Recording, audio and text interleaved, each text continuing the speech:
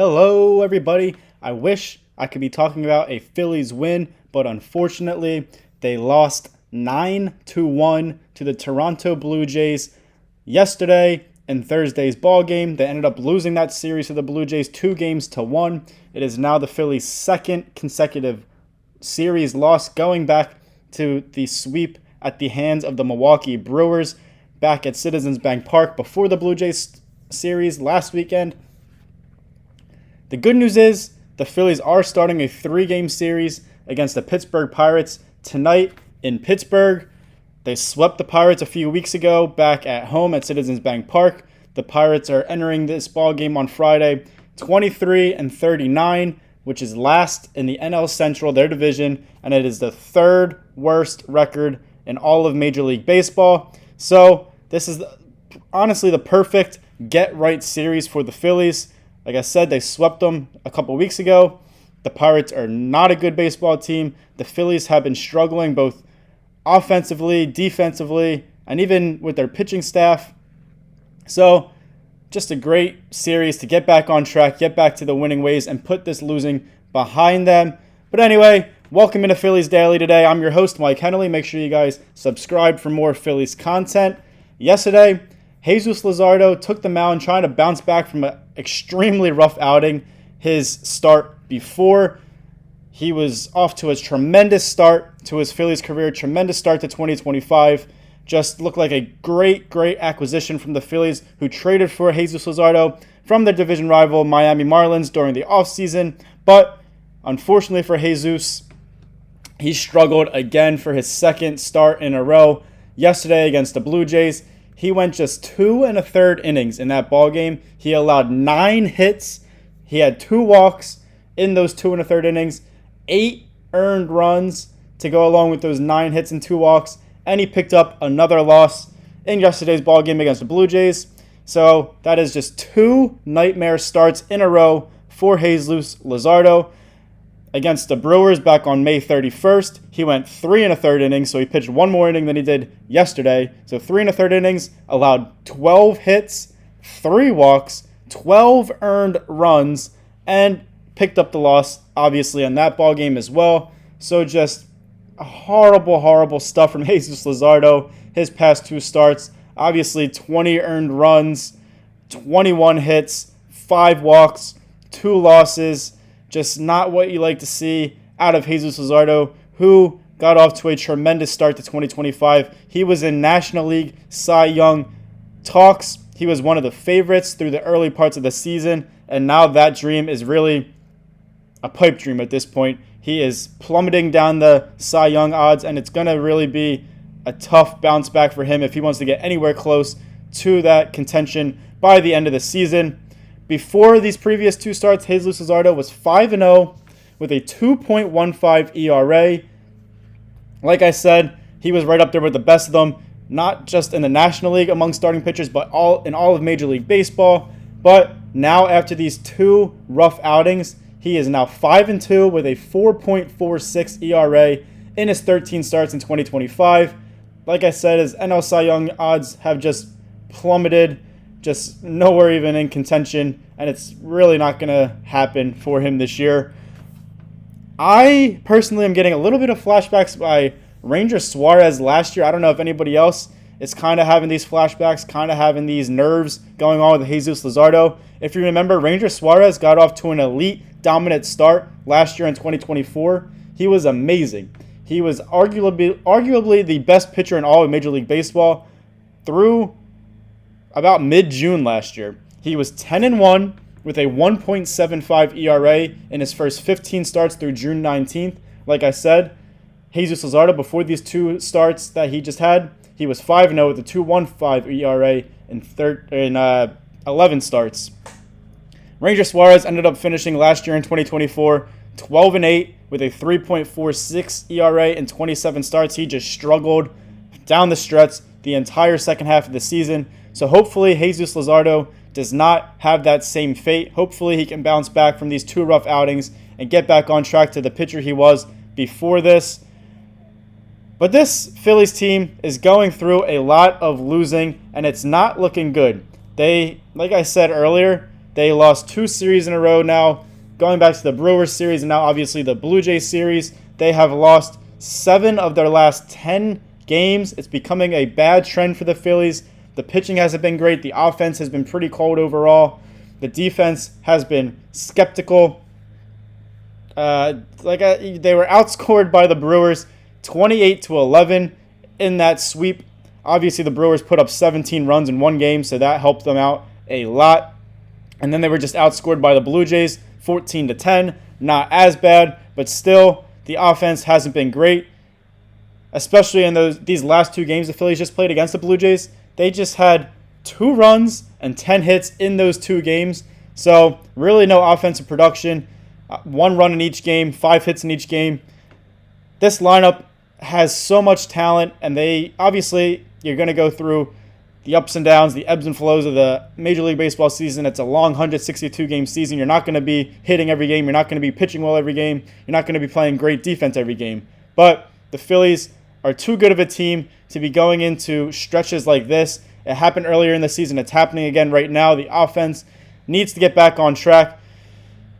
And as I said earlier to start this video, this is going to be the perfect series coming up right now, starting today against the Pittsburgh Pirates, for the offense to get back on track, for the pitching staff to get back on track, for the defense to sharpen up out there in the field.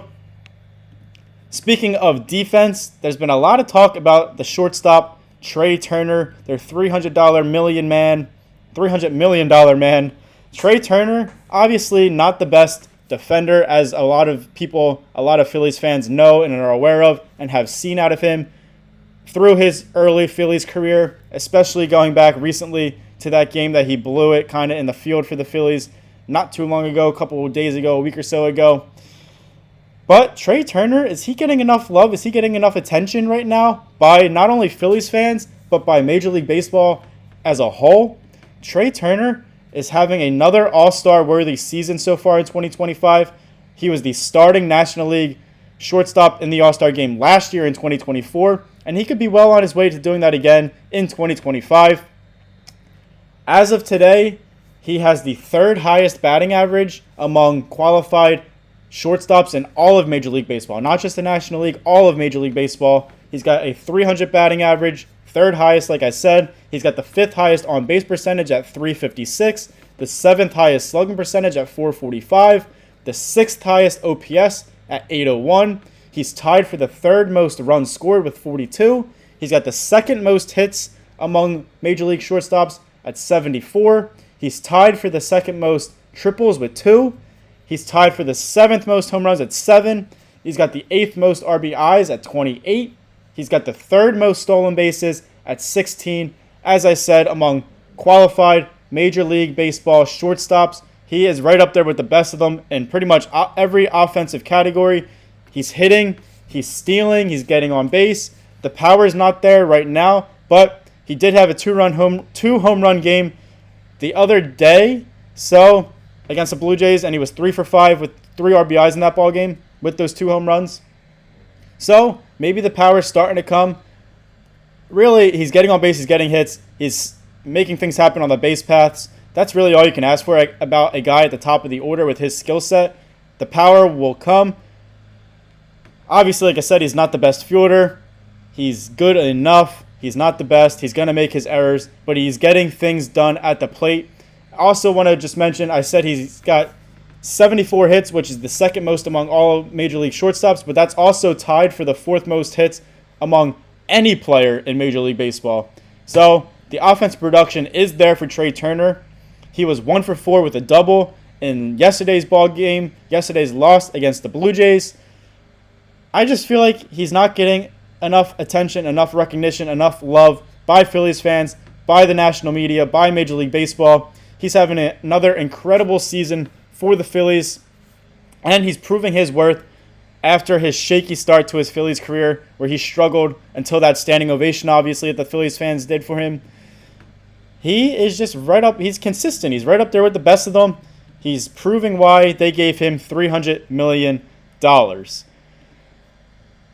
Going along with all of this losing, Did the Phillies find themselves a new reliever? No, I'm just kidding. Obviously, the bullpen has a lot of question marks surrounding that this year in 2025. Very inconsistent, blowing some games.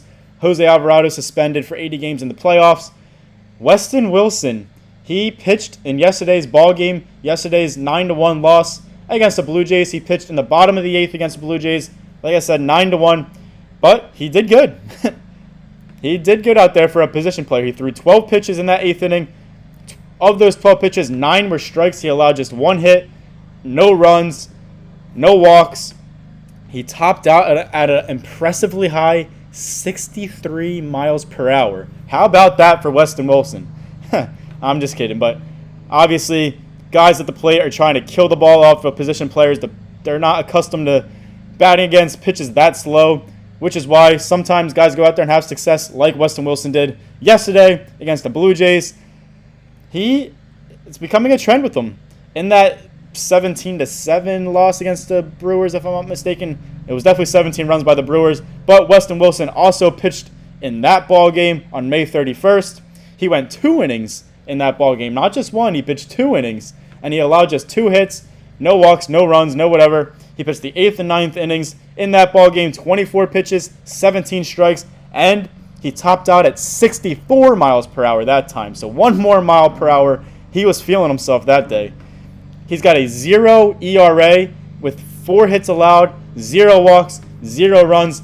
As a major league pitcher in his career, he pitched obviously 3 innings so far in 2025, but he also pitched an inning last year in 2024 for the Phillies. 4 innings, 3 in 2025, 1 in 2024. Not what you like to see. It's never a good sign when a position player is out there on the mound pitching for your team. That means your offense has stunk that game. Your pitching stunk that game. You're getting blown out. So 2 times in 6 days pitching for Weston Wilson. Not what you like to see out of him or the Phillies.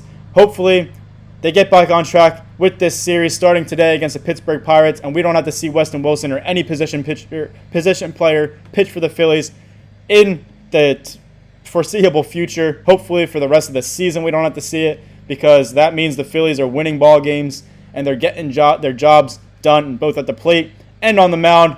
Anyway, I hope you guys enjoyed this episode of Phillies Daily. I'm your host, Mike Hennelly. Make sure you like, comment, share, and subscribe for more Phillies content. Thank you guys for watching. Let's get back on track with a big win in Pittsburgh today against the Pirates. Go Phils.